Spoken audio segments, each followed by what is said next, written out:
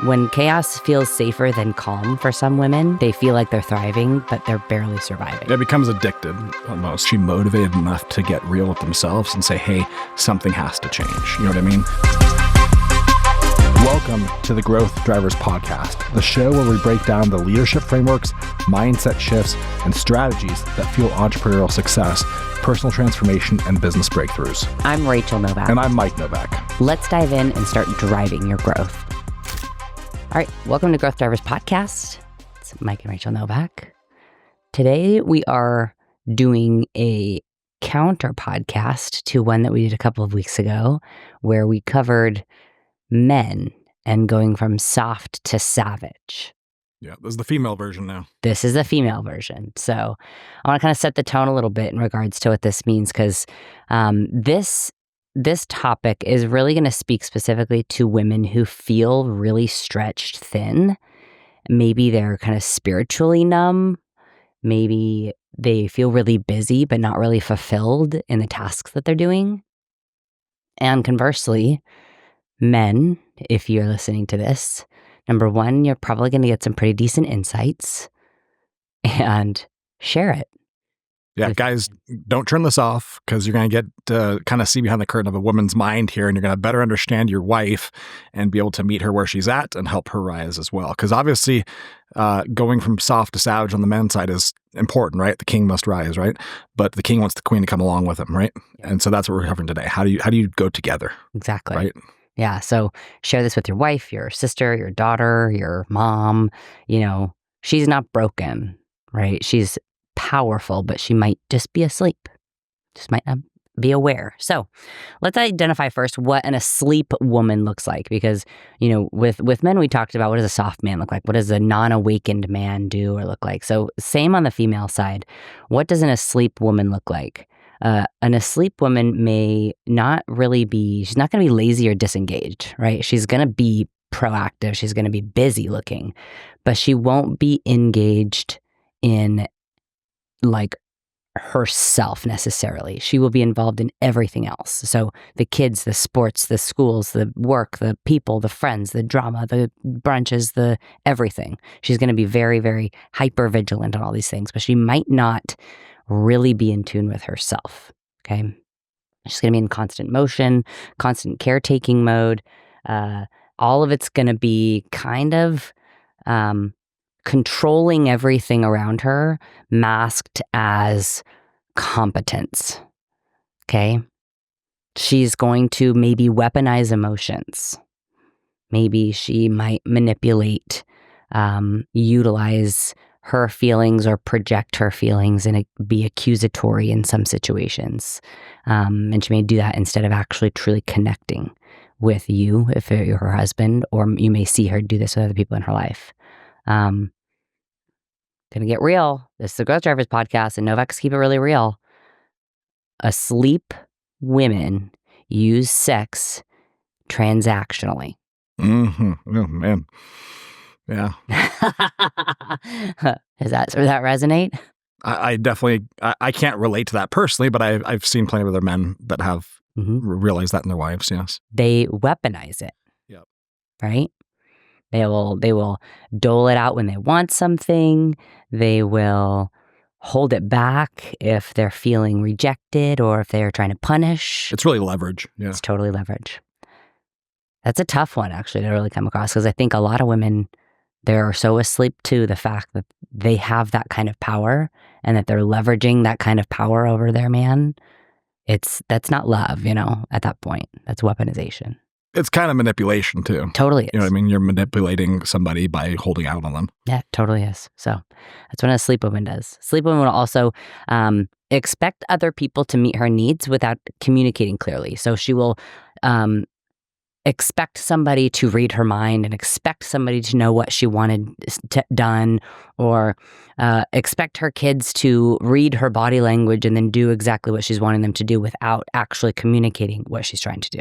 And then a lot of times, a lot of women might get upset that these unspoken expectations aren't met. But nobody knew, right? Because we can't read each other's minds. Yeah, the mind reader thing definitely came to mind as you were talking about that. Mm-hmm, exactly. And then this asleep woman is also probably going to feel really burnt out but also there's a little bit of like a righteous undertone, like a martyrdom in constantly being busy and constantly being the one taking care of everybody and controlling everything, but it's burnout, right? But she's kind of living this martyrdom kind of lifestyle. So, this being asleep, that doesn't mean that she's weak. That doesn't mean that she's bad. That doesn't mean that she's, negative. It just simply means that she's misusing the strength that she has, right? Like, women are powerful. The feminine energy in women is incredibly powerful. And if you're weaponizing, leveraging, manipulating, controlling, but also in the same breath kind of acting as that martyr, you're completely misusing that strength, right? That's a negative undertone for your utilization of that incredible power that you wield. So let's talk a little bit about. Before you move on, I think it's important to emphasize that you're likely not all of these things. Sure, right? Of course. You can probably relate to one or two of them. I think it'd be rare that someone is like, that's me, like hitting the nail on the head for all of these. So like, we're not trying to describe an entire person right now. We're kind of speaking to characteristics of who this person could be. And you may resonate with one or two of them and you may not as well, but these are just like things that we've seen and experienced. Right? 100%. Yeah. Thank you for that caveat. Because that's absolutely true. There's going to be people who are awake in a lot of areas, but may resonate in one of those things. Right. And the reason I bring that up is because as you're describing this, I had to hold my thoughts because I was thinking about my mom until you said sex. And I was like, oh shit, I don't want to think about my mom like that. But my mom is like, and I know she listens to this sometimes, so love you, Mom. But she is that like martyr, right? Like, and she will she'll put herself dead last. Yeah. She just cares so much about her family. She would die for her family. Anything that the family needs at any point, she is always there. Like when I played football, she didn't miss a single football game of my entire career. Mm-hmm. When I wrestled, she never missed a single wrestling match. Like she was there for everything. Some nights she'd sleep like 2 or 3 hours because she had to go work in the morning. You know what I mean? So like that person that makes sure that everyone else is taken care of, but they put themselves last, ends up ultimately neglecting themselves, right? Yes, exactly. Yeah. And to that point, I think this resurgence of understanding that by putting yourself dead last all the time, like you are inevitably going to burn out and have so much resentment and have be in such a tough place personally that, like what you said, she will die for her family, right? But like the challenge for women and now is, will you live for your family? Yeah, the martyr is not a badge of honor, right? Right. It's a unfortunate outcome, right? Yes. If you've mismanaged the process, right? Like that's kind of what happens if you don't intentionally make moves to avoid that situation from happening. That's what can actually happen to you, So like it's all about intentionality to not get to that place because that's not what anyone wants, I don't think, Yeah, that's exactly right. That's exactly right. So so there's a couple of points that we're going to kind of go through in regards to how to recognize maybe you're asleep in an area or somebody that is, and then a couple tips, how to get out of it, right? Like what to do to counterbalance that, how to get out of this place of martyrdom, how to prioritize yourself, right? So of course we like to talk about the peak and the pit, right? And peak being a place of an overwhelming feeling of happiness and success. The pit being a low place. Like it's rough to walk through. It's slow. It's begrudging. It's really, really tough. So, for a lot of women, I would consider many parts of their life as they're probably coasting in a lot of areas. They're just kind of like trying to maintain what the schedules are and their kids' schedules and their marriage and their friendships and their fitness. And they're kind of just like coasting, like just trying to maintain as much as they can. They've probably fallen potentially into a little bit of complacency, right? Where they're not being really proactive about things. They're just kind of reactive to the things that come up every day. Maybe they're proactive in one area, but then another domain or two, they're really just kind of very complacent. And they're relatively comfortable. Right. And they don't really want to strive for more because they don't want to feel that struggle, but they know they could do more, but they're not. So it's a tough place to be. And I think there's a lot of women that could fall into that pit, depending on which domain we're speaking. But the pit can also look like having it all together. The pit can look like, okay, I'm maintaining all these things and you're super mom because you're, working out and you're, like handling the kids' schedules and you're doing date night and you're doing these things. But are you truly connected to those things? Or is it just like a surface level of maintenance that you're doing? Is it just a box to check? Exactly, right? Are you just checking these things off as tasks throughout your day and putting them in your stories on Instagram so that you can show that you're doing all these things? Like that can be a pit, right? That's just having it all together, doing all these things. A lot of times women will settle into that, right? When chaos, and I've actually personally experienced this, when chaos feels safer than calm, right? When we have gone through seasons of absolute chaos, we thrive in chaos. And it took us many, many years getting out of a constant survival mode instinct and the constant fight or flight mode to actually feel like, okay, this is what calm feels like. This is what proactive days and intentional action feels like. It's not just living by the seat and maintaining all the things and controlling and, at the same time coasting. It's like when chaos feels safer than calm for some women, they feel like they're thriving, but they're barely surviving. It becomes addicted almost. Like they start to really, they don't intentionally do it, but they end up kind of craving that chaos. 100%. Like they like being in the storm. 100%. Yeah. I mean, it's like when, like you kind of mentioned before, like when being busy or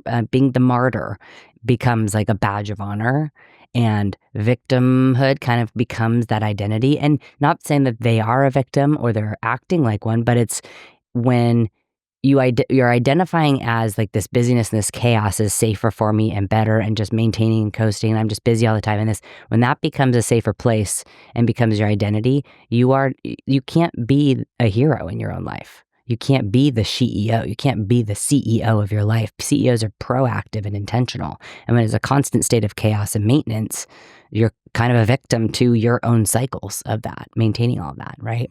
So my tip to kind of wake up to this, if this resonates at all, if you're feeling like, yeah, I am just kind of going through the motions and these tasks and I'm trying to be intentional, but it's really hard because I'm stuck in this inertia of stuff to do and these tasks and boxes to check, like, start tracking every time you tell somebody that you're fine and it's fine. How many times, so many women I know, like, how are you doing? How are things going? Oh, I'm fine. Yeah, it's the most dangerous 4-letter word there is that starts with an F, right? Like this is where, again, we're gonna play into how we live, which is like real truths, right? Like, what is the real fact of how you're doing? Are you fine? Or are you maybe lonely? Or are you not as productive in all your busyness? Or why do men and women both struggle just to answer that question, honestly?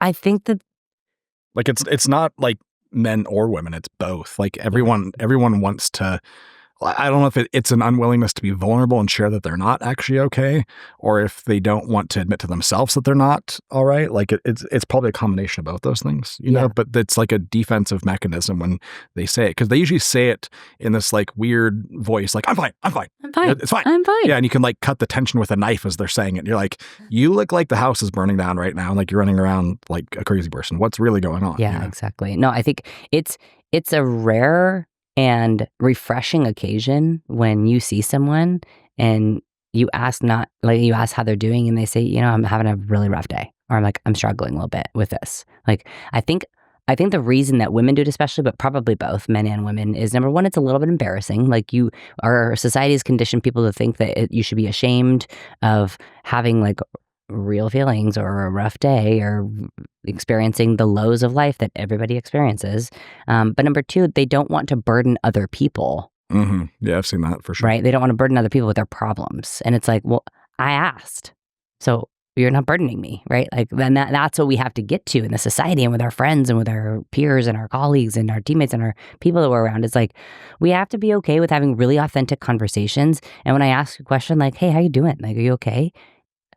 Tell me. Like, tell me. Don't tell me you're fine. Because the second somebody says, oh, yeah, I'm fine, I'm great, I'm like, oh, well, that conversation's over. Like, we're not going anywhere with this, right? Like, do you think sometimes people think that you don't really care and that's why they don't answer it? Possibly, yeah. And that could be like a voice in a story they're telling themselves. Right. Because, a lot of people like just that aren't even like really good friends with you necessarily. They're going to ask you that when they see like, hey, how you doing? Right. And everyone's just, they're conditioned to reflexively say like, I'm fine, everything's good, you know what I mean? Yeah. Because it's just like this courtesy brush off that occurs in society versus someone who's like legitimately your friend or your spouse or your family member that's asking like, no, how are you doing? Like, Yeah. what's really going on? Like, how are you? I want to know how you're doing. You see the difference? Of course, yeah. And I think that I think a lot of times I will tend to like take people off guard because I will answer truthfully. Yeah. So like, people are like, how you doing? I'm like, I'm having kind of a rough day. They're like, they don't know what to do with this answer. They're like, oh, okay, I'm sorry. Yeah, I was just getting my hair cut and Steve the barber goes, how you doing, man? I'm like, well, I had the most f***ed up 3 weeks of my life. I threw out a disc in my back. I haven't been able to sit down for, a couple of weeks, and I slept 45 minutes a night for 12 days straight. So I'm here. Am I doing good? His No. response. He's like, all right. Oh, shit. Yeah, I mean, like, but when you live with that level of authenticity, like, you don't have to, like, people just, they believe you. They know that you're being completely authentic. There's no beating around the bush. There's no, like, undertone of what's the intention here. It's like, it's such a clear representation of exactly who you are. And I think that's why, like, we've chosen to continue to be around people who are just living really authentically, because it cuts down all the bullshit time of talking about the weather or all this like bullshit surface stuff. And we just say like, let's get to what is really going on. Because what's going on in my head, my personal narrative, what I'm thinking, what I'm doing, what I'm going through, like that's still there, even if I'm having a superficial conversation about the weather. So why don't we just actually talk about what is going on? Mm-hmm. Right. So that's what so every time you say, it's fine, I'm fine, start tracking that. Think about it. Turn that into, am I? Is this? And it might change how you're answering those questions. So waking up. Okay, so if you're asleep or you're coasting in an area, or you're feeling like there's complacency settling in, or like you're just checking boxes to kind of check boxes and like maintain in a couple of areas, how do women wake up out of this? You're asking me? I was hoping you were going to tell me. All right. I'll tell you. So a couple things. It's most of the time, similarly to men, I think we talked about this in the men's podcast. It's often triggered by some sort of pain, some sort of betrayal, or massive burnout. And this is when we see, a lot of, well, I think we talked about the men too, a lot of the midlife crisis, or the kids move out of the house and the women have been checking these boxes for so long, they finally kind of wake up to the fact that they're not really sure they have a great relationship with their husband anymore, or they have been utilizing sex as a weapon and have been holding out for some weird emotional connection or manipulation for a really long time, or they've been the martyr, falling on the sword of their kids' schedules and falling on the sports and being there for everybody and being like the hero mom to these people, but really inside haven't been doing the work themselves. And all of a sudden they wake up like, holy shit, like what am I doing? Like what am I about? What am I for? And I think that's a really tough place for women to get to, and to wait that long to have the realization to wake up about an intentional life, when that whole time there could be examples being set for the kids, right? There could be relationships being built with the kids that are real and raw and authentic. Yeah. So I think unfortunately this wake up call out of this kind of a sleep, coasting, potentially complacency pattern, the disruption is like a betrayal or a pain point or a burnout. Yeah, I mean, if you ask me, like, what do I see for women? Like, I see that happens typically over, like, some kind of extreme dissatisfaction with what's become. Mm-hmm. Like, it's a realization that their marriage is either completely empty, or that they are, like, 50 pounds overweight and they're, like, they've done nothing about it. Like, it takes, like something like that, where they're, like, extremely dissatisfied, where they're, like, actually motivated enough to get real with themselves and say, hey, something has to change. You know what I mean? So it's that realization. It's that, like, it's something massive happening. Yeah. I think like one of the biggest, on this note, like one of the biggest changes in mentality that you and I have had over the last couple of years is the ability to empathize with the other one, right? Because for almost like knee-jerk reaction for a lot of men and women, it will get like combative when it comes to, like people will scorekeep, right? Like, well, you did this and I do this and you handled that and I did this. And like, it becomes this like, well, I did and you did. And like a scorekeeping kind of situation.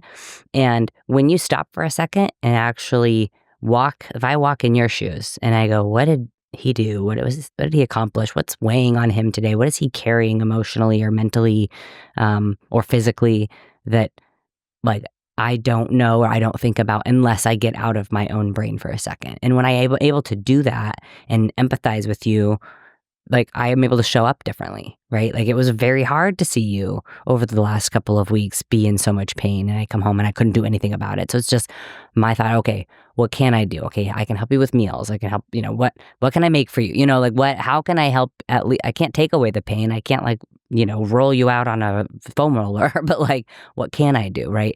And whereas I could, in a different season of life, it might be annoying or it might be like frustrating that you're not getting the same things done, right? So I think the ability for women to get outside of themselves, empathize with their man, especially in the moments where you feel like you're not understanding where they're coming from, right? Being able to put myself in your shoes and try to see where you're coming from on things is incredibly helpful because it creates that empathy instead of blame, right? It removes any blame from the equation, and now I have empathy for what you're doing. I think a big dynamic to unlocking that empathy is not necessarily coming at it from a perspective of needing to be a solution to the problem as well. And just like being there to hear what the person's got to say. Like I used to think like you're telling me this problem because you want a solution, and actually you didn't want a solution, you just wanted me to hear what was on your mind and your heart, you know what I mean? And so I think a lot of guys, like especially like the savage man, like we solve problems. You know what I mean? Like that's what we do every single day, all day long. And so if you got a problem, bring it on. Let's fix this problem, right? And that's not what you really want. Right.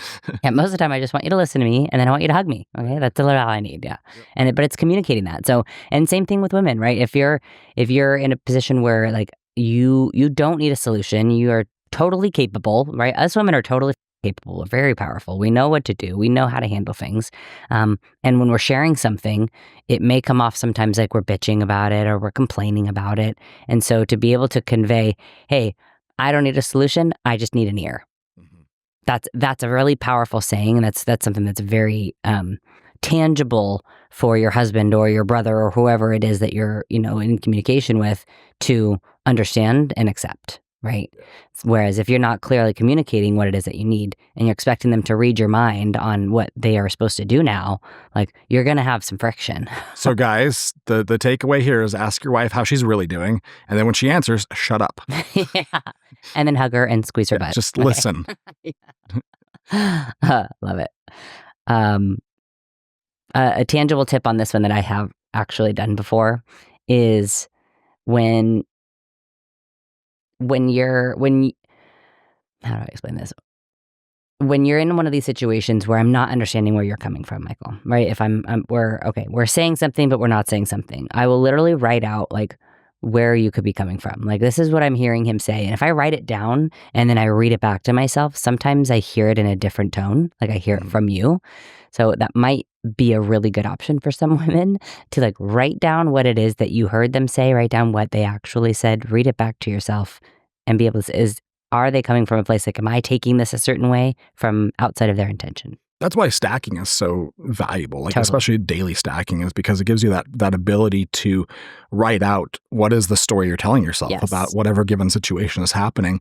And then, of course, it asks you what are the facts. And the next question is, what are the feelings you have about this? You know what I mean? Like, so you're able to actually get some clarity into what's really happening.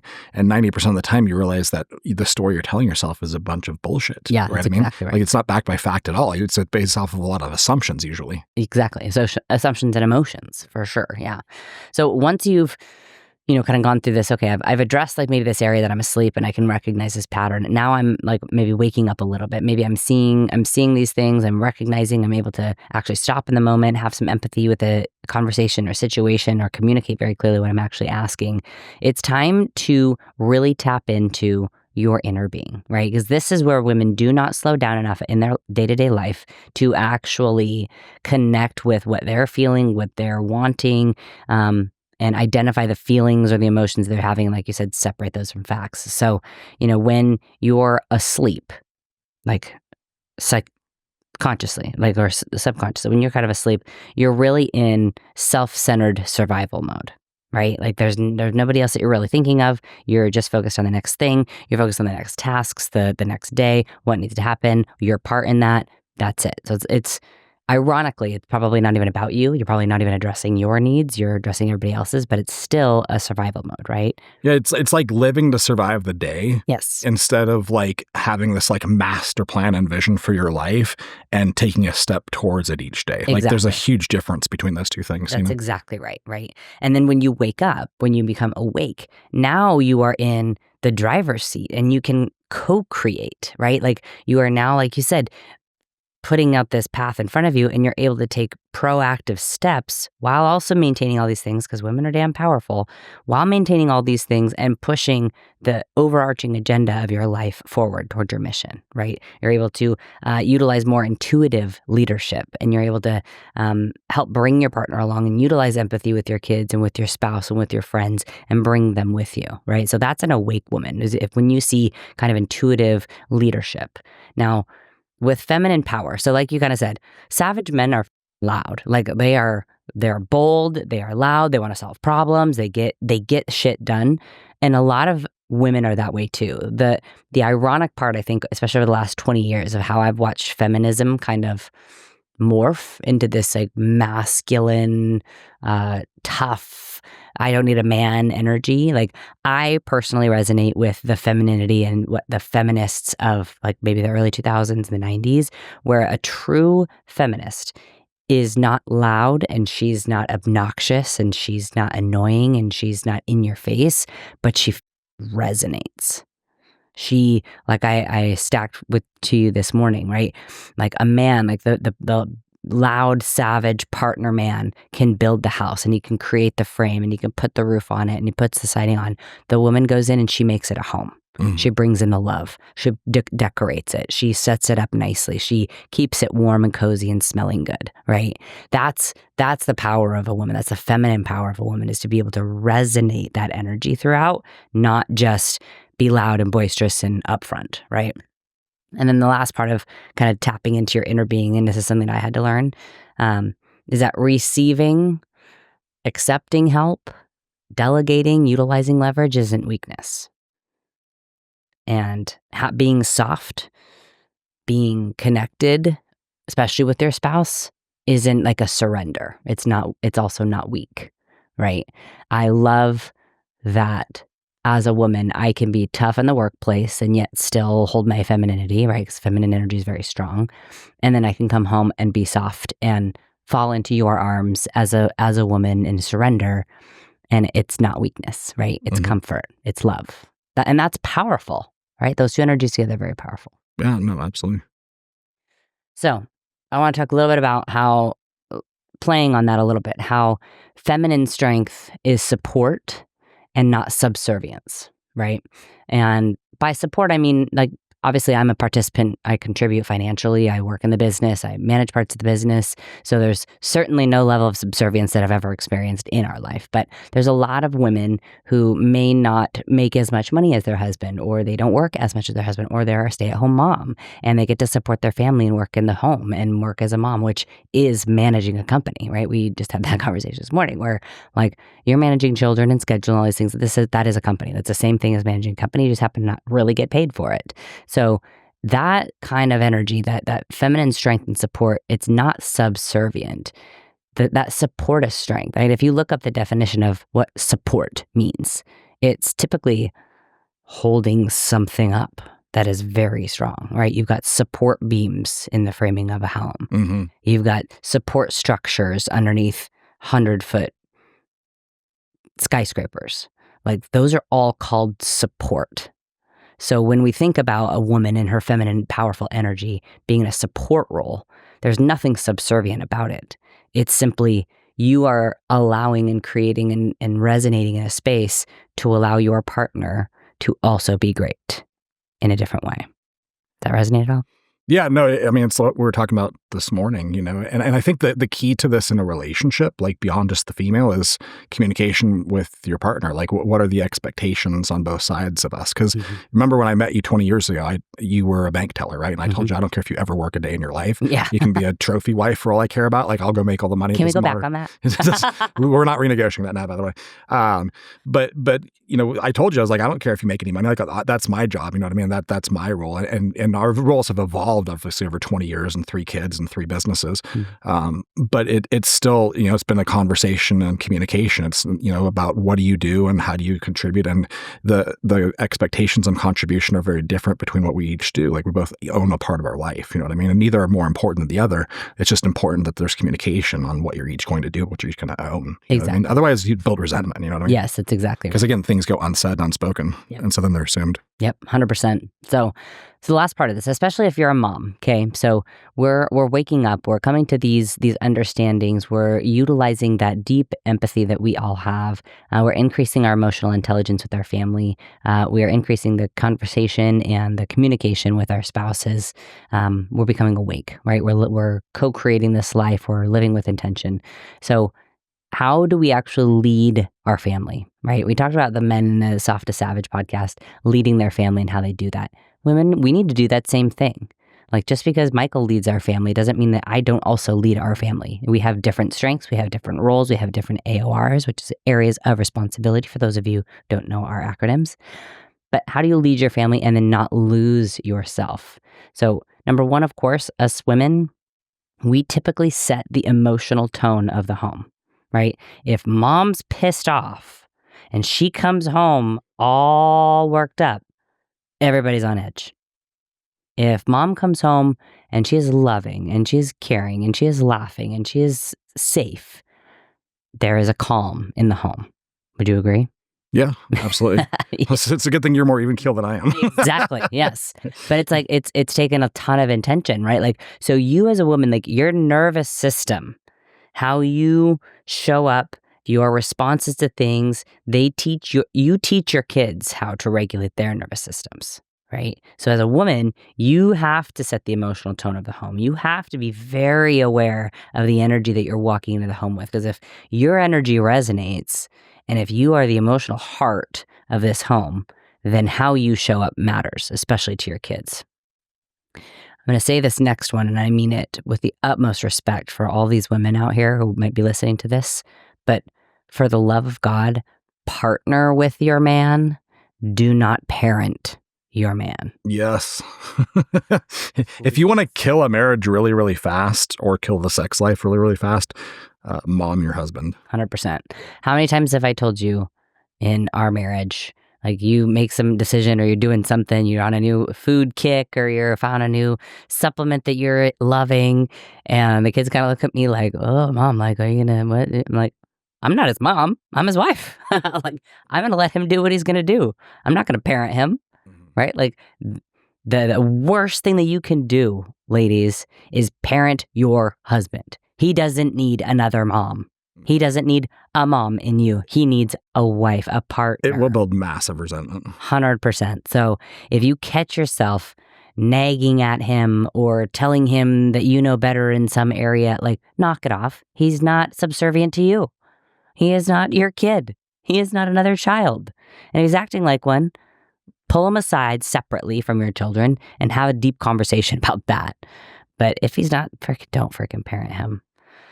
And then the last one in regards to how to kind of set the tone, how to lead your family, is lead by embodying all of these traits. Be this person. Live in integrity. Have that emotional regulation. Be consistent. Be reaching for your goals and dreams and what you're wanting to do, and be very vocal about them. Last night we had a conversation with our kids, actually, about the use of AI in school. It's kind of a big topic right now. And, the kids, 2 of them got caught using it. The other one did not. She was using it for formatting or whatever. And so I, had to have chats with all the teachers about how that's not okay. And we're not using it to write our papers and like have this conversation.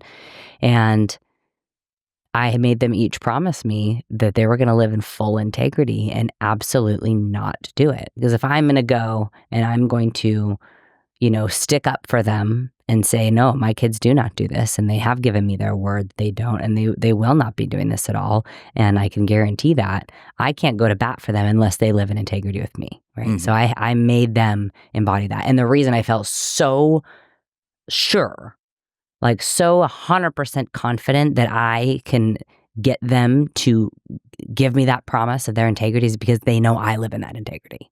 Right. You set the example. Yeah. Exactly. I embody everything I'm asking them to do. I don't do something and then live a certain other way, right? Like I am exactly who I am all the time. They see that day in and day out. Mhm. That's a really, really important part. So let's kind of go toward the wrap here. So we're leading our family. We're doing all these things. How do you rise into your power while protecting your energy, ladies? This is a tale of the ages for us women, is putting boundaries in place. How are we going to expect our children to know how to set boundaries for themselves? How is our husband going to know how and when to communicate to us if we do not have them? Boundaries aren't walls that we put up in defense. They're not walls that we put in between our marriages, but they are guardrails for greatness.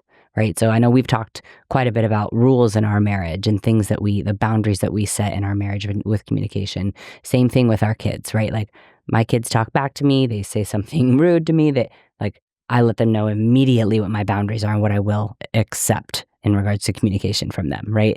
They are guardrails for greatness, and they're not just for you, they're for everybody around you. If you are putting in place boundaries for how people treat you, how they communicate with you, how they talk to you, not only is that going to improve your life, but it's going to improve the relationships that you have with other people. And then on that note, saying no to things. Ladies, you have to be okay with like not being liked sometimes. You have to be okay with missing out on things. Women struggle with this one a lot more than men. Women are always people pleasers. Totally. Like they want to say yes to everything, They even if they do. like at their core do not want to do something. Exactly. And it's like, this is another example of, okay, I was invited to go to this baby shower. I was invited to go to these, whatever these things. I don't really want to go. And women will go anyways out of guilt. It's like, what are you doing? This is your life. If you don't want to go, it's okay. Like, you don't have to be rude, but say, so sorry, I can't make it. Like, you don't owe anybody an explanation for what you want to do in your life. That is a boundary you're setting in order to continue your path of greatness to whatever intention and mission that you're trying to accomplish. But so many women will say yes to everything. So say no with peace in your heart that is what you want to do, not guilt for not doing what somebody else wants you to do. So the simple filter then is this in alignment with what I truly want to do or not? That's exactly right. That's simple, right? That's exactly right. 100%. All right. Last part, I really want to hammer this in because I think that it's gotten better, at least in my world, and maybe that's because of who I surround myself with, but really the collaboration over comparison with other women, right? We look at other women and ladies, especially on social media, like we're looking at these women and what we do is we take a tiny portion of 10 different women and the strengths of all of those 10 women, and we hold ourselves to the standard of becoming all of those strengths. And that's unrealistic, okay? That's completely unrealistic. I'm gonna look at her over here. I want her arms.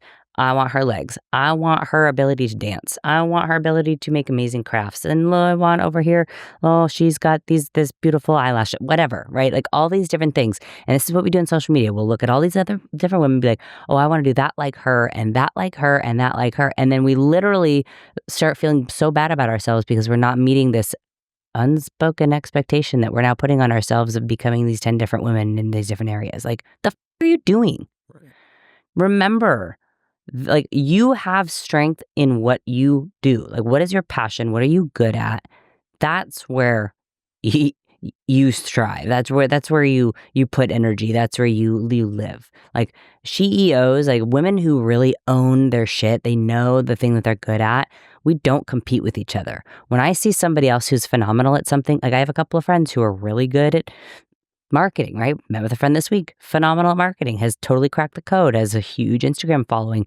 And instead of being like, oh, well, I'm like, tell me your secrets. Like, I want to know everything. Like, teach me your ways, right? Like, it isn't about competition. This is about collaboration. Like, this woman can teach me things. And conversely, I probably have things that I can teach her. Like, this is how we create a community and an environment of women who are friends and who get along and aren't petty or catty or talk behind each other's backs. It's like, that's a really big struggle for a lot of women, though, I think. Like again, I think, not to be sexist here, but I think women struggle with this one a lot more than men. They do. It's true. And they think like their default is, that if some other woman is winning at something, that means that they're not. You know what I mean? And they can't just be happy for them. And then also ask themselves like, hey, what can I actually learn from this person? Well, that's exactly right. It's like in one breath, the woman will be like, well, iron sharpens iron, and like, yeah, we make each other better. And in the next breath, they're like jealous, or they're feeling low because this other woman won or did something great or had found some success.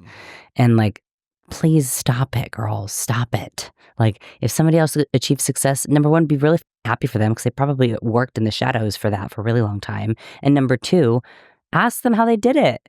Ask them what traits that they had to adopt to become that person who got to accomplish that or experience that. Like, this is a positive thing, right? I love this quote that I saw recently that was, I'm going to get it wrong now, of course, that I'm not thinking about it, but essentially, like somebody accomplishing something takes, no, I lost it.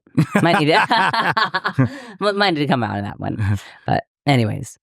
So I'm sure it was good. It was so good. Yeah. Like, we're keeping this real, guys. What about, something you haven't talked about yet is like what we talked maybe just briefly on the edges about this, but what men can do to help their women rise up and wake up as well too. I think we should just cover that before we wrap this up. I think like, I'd love to hear your perspective, but I think the single biggest thing that men can do is to set the example for their wives, right? Like be a man that is disciplined and focused and that commands respect. You know what I mean? Like, absolutely. They don't demand it, they command it. There's a really big difference there. You know what I'm saying? 100%. Well, it takes me back to 2009 when we had Maya. It was a rough year in business and all that stuff, but I'm thinking specifically in the body domain. Rough year is an understatement. Yeah. But I was really overweight after having Maya, and I really was like living in this like total victim martyrdom, like this exact kind of asleep world where I just thought my whole life I had to be completely revolved around this little baby, and everything I was doing was for her, and all these treats that I was making was for her who couldn't even eat them, even though I was eating them. And so I was, 40 pounds overweight, and you'd come home and I was just this like blubbering, like, oh my God, like where did my sexy dating girlfriend go? What is this in my house? And you started going to the gym, you started working out, you got really proactive about your schedule a couple months before I did. And you didn't really say much at first, but you kind of were just like, hey, like, if you're ever interested, maybe you could try it. Yeah, we could run together. And it just kind of like nudged me that direction, right? And you did it in a really good way at that point because it never felt like you were guilting me into it or making me feel shitty about myself. But you definitely like inspired me to go try it. And then of course, like kind of the rest is history, right? Like 16 years later, now we're quite fit and in shape and all that. And we do that, but. Right. Yeah. Some of the things I was thinking like in bodybuilding, right? Like I got like hardcore into bodybuilding. You're like kind of curious. Like I think I kind of want to do that now. And it ended up kind of like opening your eyes to that. Or in business, like you had no business background and then you kind of saw what I do in business. You're like, I think I kind of want that. You know what I mean? So just kind of being that example to the wife, I think is really important. Yeah. And I think the other part too, men, especially if your woman tends to weaponize emotions at you, right? If there's a gatekeeping that she does with her own emotions and her own heart, it's not because of you, it's because of her. And so continuing to just love on her, as hard as that is, and continuing to show her affection and tell her you love her, like there's this women go through these phases of, curiosity and then disbelief and then skepticism and like defensiveness. But after all of those like self-limiting beliefs, all these stages of self-limiting beliefs that women go through in regards to like accepting this kind of affection and emotion and connection, they will believe it if it's still there. And I think that's like most men don't have the grit to get through all those phases for a woman who is asleep. But if you do and you love her and you want her, like get through those phases of the skepticism and the defensiveness and all these things, and she will wake up at the end of those. And there will be connection, and it will be deep, and it will be real. And when you've both been awakened together, that's when things get pretty cool. It's worth the journey to get to the other side, right? It's super rad. Exactly right. So, good point. Thank you for bringing that up.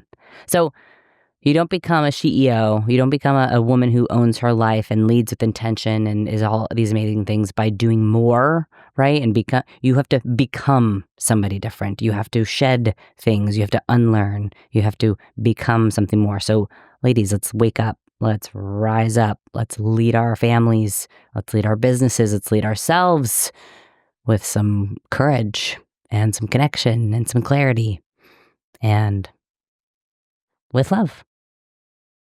See you next week. That's a wrap on today's episode of Growth Drivers. If you found value in this conversation, don't forget to subscribe, leave a review, and share this with a fellow entrepreneur. For more insights, tools, and resources, visit us at thewarrioragent.com. Keep pushing forward, keep leading with purpose, and we'll see you next time.